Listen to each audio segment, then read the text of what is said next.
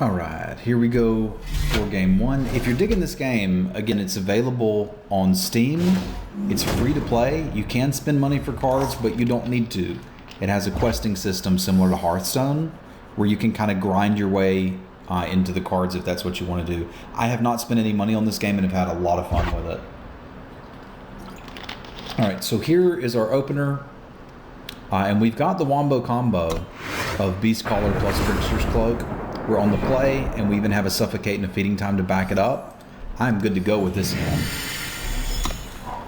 So we'll play our lands, and again, they don't go into play where we'd have to tap them or anything. They just show that we have one maximum power and one shadow influence. This hand is developing quite nicely. So it just leaves a lot of board space clear that you don't need for lands.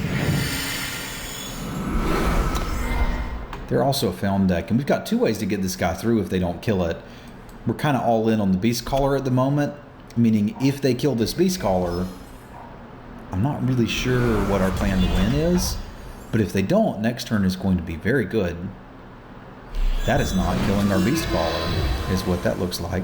So, we'll put our Trickster's Cloak on our Beast Caller. He is unblockable this turn. We'll send him in and just casually make these 2 5/5s. Notice each player starts at 25 life, making aggro. Actually, the constructed version of this game has a lot of aggro decks. I think the creatures are just a little bit stronger in this game, which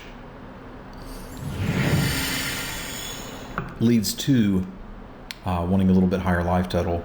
So we can just kill something and start beating them with 5/5s. Like, it feels to me like suffocating this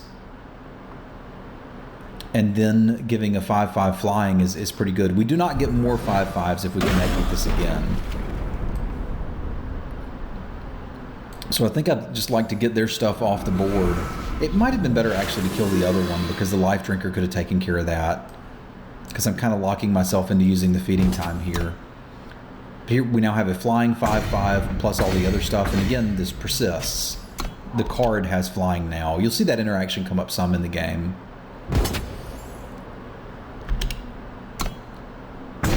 There's intuitive hotkeys here, like A is attack with all. You may not notice it, but we're basically still having a main phase. They're attacking me because the shield means their creature has endurance. It's not quite the same thing as vigilance. See how they're blacked out? That means they're basically tapped. They call it exhausted in this game. The creatures that have endurance will ready, aka untap, during each turn. So this creature still does tap, it's just going to untap during their turn. And our opponent's playing like some 5-color brews here, which is interesting. So now we're kind of actively interested in getting this traded off, as if we rebuy it, that does re-trigger the shenanigans. The infiltrate shenanigans, which I like. Let's see. So I'm certainly attacking in the air. If I attack in the air and here, what does that look like? Because I've got 2 good blocks here. I could also just play the Life Drinker. But again, if they double block, I can just buy back a beast. I can't actually cast it yet. Yeah, I'm probably going to cast Feeding Time here, but let's start by making some attacks.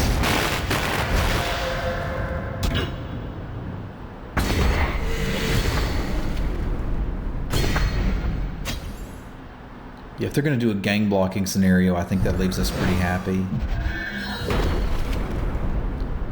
Just to make life difficult for them, I'm going to go ahead and pop this. Get pigged. So we killed that creature, but instead of that creature going to the graveyard, a pig goes to the graveyard. So if they have a spell to get it back, they get a pig. Oink, oink. Okay, we just got this one. We got it a couple different ways, but we'll use our permafrost to do it. So just like in Magic, there's neat little combos. And in addition, generally speaking, two color or 2 faction decks are going to be good for you. Huzzah! So that was round 1. Again, we win 7 of these. We get fabulous prizes. We have 3 losses before that happens. We are super sad. So let's jump back in here and do another one. They're not best out of 3 games. They're just 1 game. But again, you have 3 losses to give in the draft format.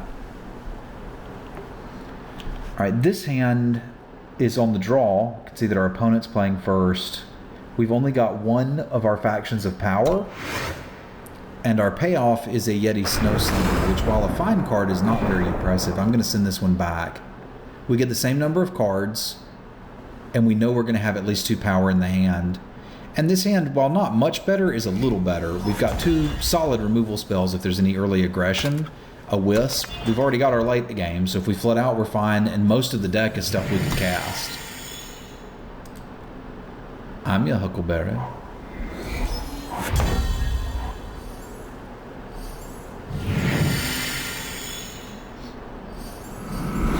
Alrighty, on an empty board, I think we are very interested in first just jamming this Ranger now that we've drawn it. They are Stone Scar faction currently, which is kind of like Black-Red in Magic. Okay, more 3-color shenanigans. Well, this just looks good to me. I wish we'd hit another power, but I'll take it.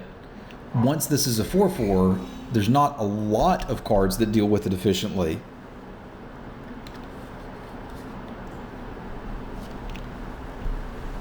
Now again, it doesn't keep growing when it hits them, it's just that first hit.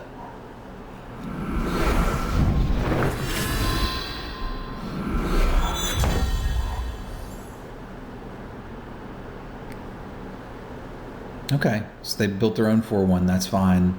God, that is such value if I can hit another land and just bloop that.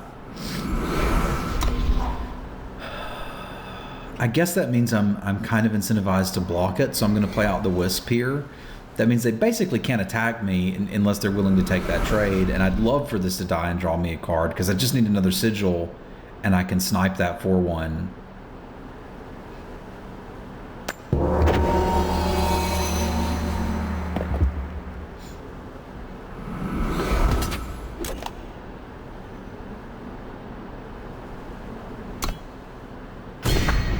Alright, 4/1 no longer being sniped. It's going to be permafrosted, which is fine. This is their version of First Strike, which only functions during attacks. So having an answer to that is really good. We also hit our land, which is cool. We can play another creature this turn as well, but I mean, this just needs to not be happening. I can't deal with that.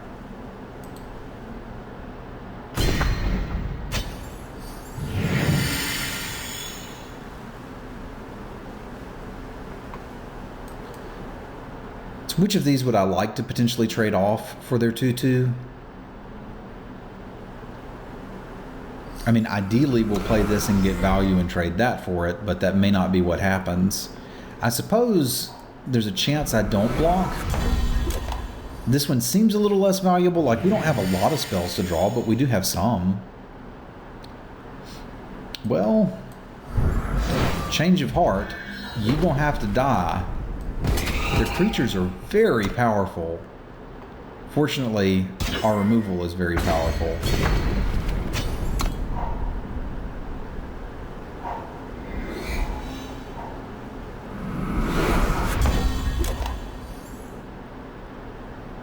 Because the 6/3 First Strike, good God, and a Horse Snatcher bat. That's a lot of bat. That's a lot of bat. Would you like to trade?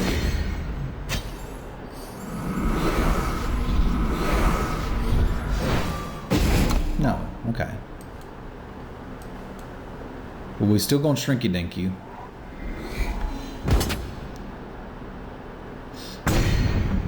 And put a pretty impressive force down, I would say. We're still in a racing state of mind. But that ain't going to do a whole lot, I don't think. Yeah, let's send the team here. That means the top card of our deck is not a spell. And we will go catch a horse of our own. No, we still can't block their horse snatcher bat with ours because of the quick draw. Again, it only works on attacking. So like these creatures can't really enter combat with each other. Okay, they're basically dead here.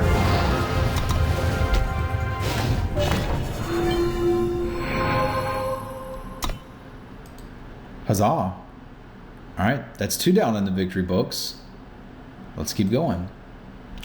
The matchmaking system does not match you with the same people you were drafting with. It obviously can't do that, but it does matchmake you with people who have a similar ranking. Now, I played this in the open beta.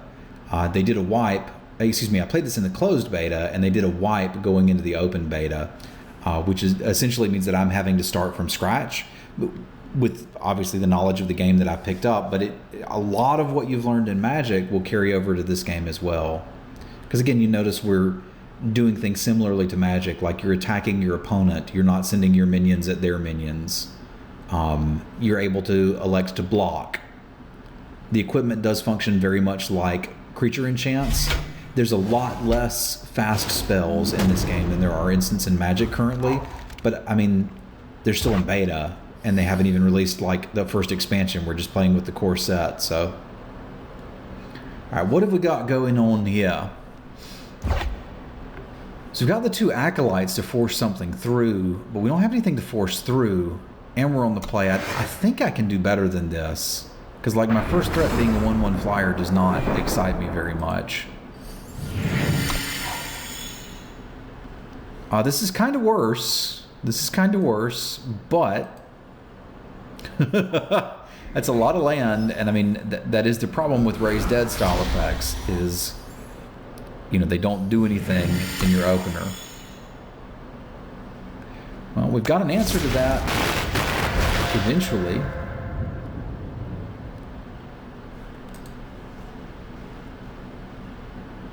It just doesn't do anything right now.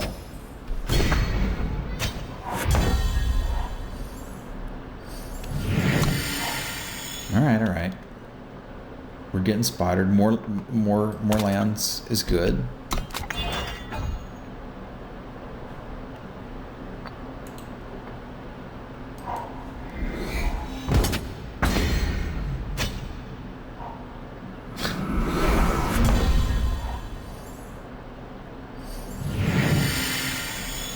All right. If that's the worst that's happening, I think we're going to be okay. Let's just get this out of the way so we don't have to deal with it.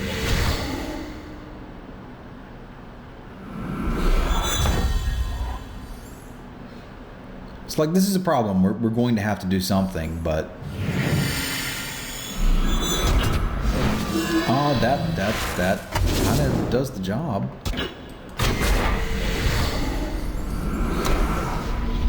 Get pinged. Get wrecked. Get wisped. All right, now we're playing. So they can spend 2 power to stun one of our dudes. Basically keep them sort of locked out. But we've got a pinger on board and a 1/1. That's not the best board state ever, but we can get somewhere with this. Oh my god, the Wombo combo. Do you see the combo? It's a big hungry cat. What's up? And we draw a card when it dies. It's so good. I don't really need this on the board right now. I also don't really need a 2/2 Wisp. But I'm not going to not play to the board here. I do kind of need something that can attack because they're likely to stun this turn. So having this as a 2/1 to attack in and the pinger untapped could do something. Because I doubt they're going to sit here and let me beat them to death with that.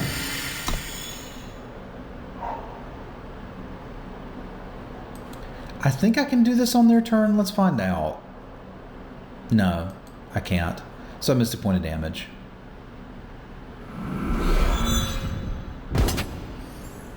Apparently you can only exhaust units on your turn. Blech.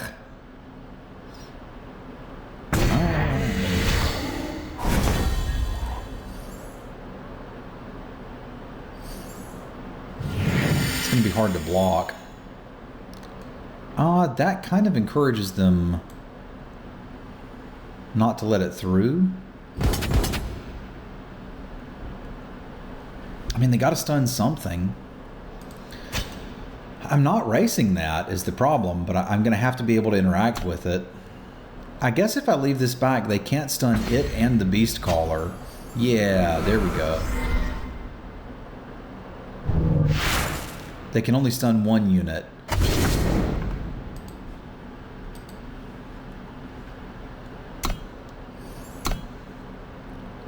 It's a question of whether I want to just get back the Wisp to have another creature on the board. I'm going to be greedy and wait one turn, so that if they do kill the Beast Caller, sold. You got your pump spell. That's not a problem, because if we get this guy through, combat tricks, they do what they do. If we get home slice through, we're good to go. And now this guy does his function when he dies, which is kind of a problem. Kind of a problem. Now with the Dread Return, I kind of don't mind it dying. Like, that's not the end of the world. I can just take it out, but they're trading it for my dude. So is there any advantage to attacking first?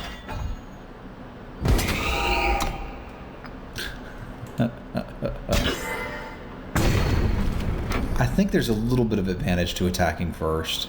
Like, they're going to block. Then I can ping it away.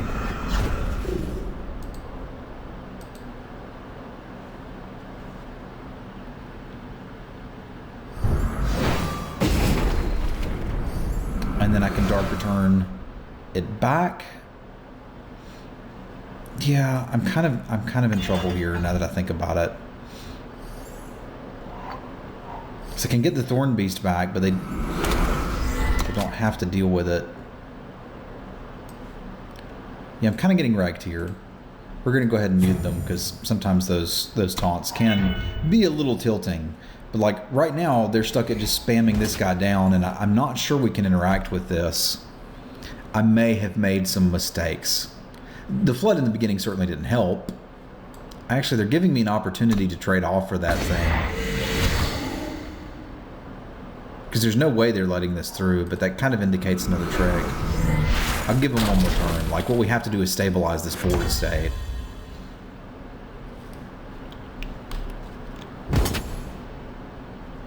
And that's not going to do it.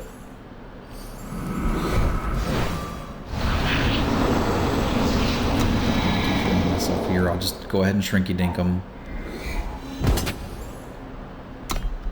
And pass. I probably should have taken a different line earlier.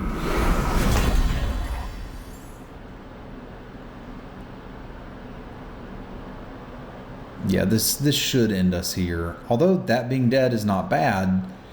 Problem is we're going to die to this thing in the air here.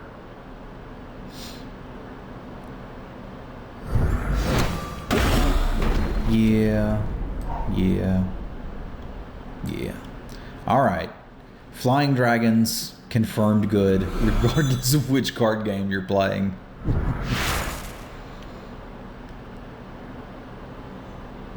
That equipment is typically not very good, but it looks pretty good here.